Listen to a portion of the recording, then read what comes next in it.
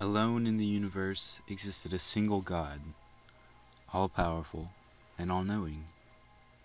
But even with all of his power, Lumoses craved something more: companionship. He created galaxies and solar systems that were habitable for life. He created many different kinds of life. But when it was all said and done, Lumoses still felt alone. He decided that there was only one way to truly feel happiness. So taking part of himself, Lumoses formed a new body, the figure of a woman whom he called Orietta. He and Orietta fell deeply in love. Together, they ruled over the universe and everything in it. The love they felt for each other was amplified in the blessings they delivered to the beings of every galaxy. And so, the universe thrived. Lumoses and Orietta examined all of their creations and decided that there was one last thing the universe needed. Each taking part of their own godly essence, they formed a third god, a sun, whom they called Tycho. For millions of years, the universe was at peace, with the divine trinity watching over it. But Tycho was different. Unlike his father and mother, he was a zealous god. He insisted that everything he created bow to him and follow his every order. He abused his heavenly power as he played puppet master, punishing anything simply because he could. His father forbade him from creating and manipulating any more life in the universe, but Tycho wouldn't listen. He considered his father a fool for not taking advantage of the abilities they had. The tensions between Tycho and Lumoses continued to grow until eventually, Tycho came up with a plan to end his father once and for all. After all, the only thing that can kill a god is another god. Fueled by rage, he began wreaking havoc on the universe. Traits like greed, ambition, and jealousy were introduced. Tycho set out to tear apart and recreate from the ground up the very universe his parents had established. "There's only room for one God in this universe," he said. Lumoses saw Tycho's heart, knew that there was nothing that could be done to stop his madness. He understood that his son, whom he and Orietta had loved so much, would have to be destroyed.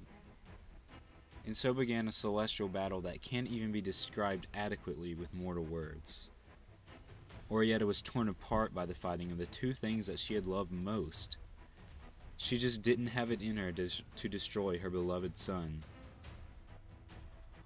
The fighting lasted years, neither side willing to give up.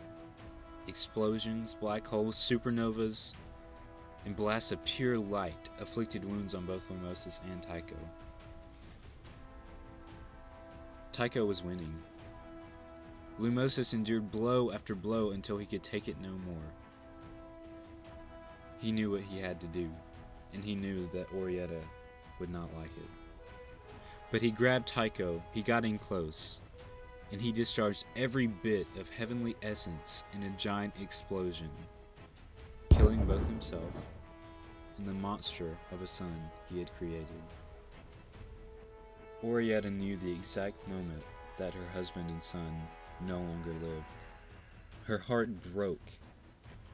In a fit of misery and rage, Orietta extinguished every mortal life in the universe, and every planetary body that had ever been created crumbled.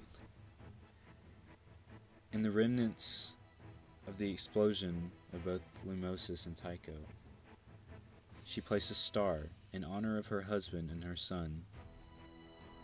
She was then overcome with anguish and sorrow and hid away somewhere at the edge of the universe.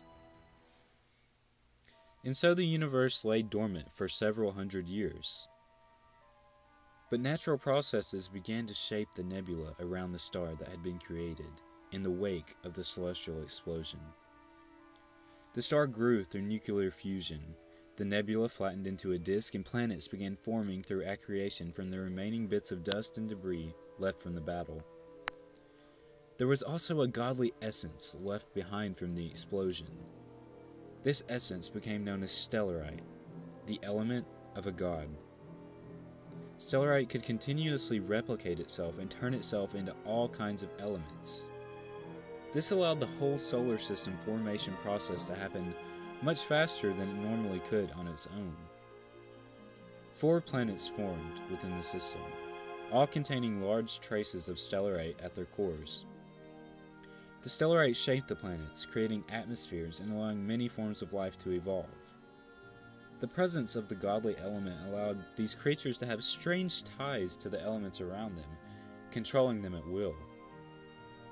The system continued to grow amidst the goodness that Lumosis had ruled with, and the evil that Tycho had unleashed. But Orietta was still nowhere to be found.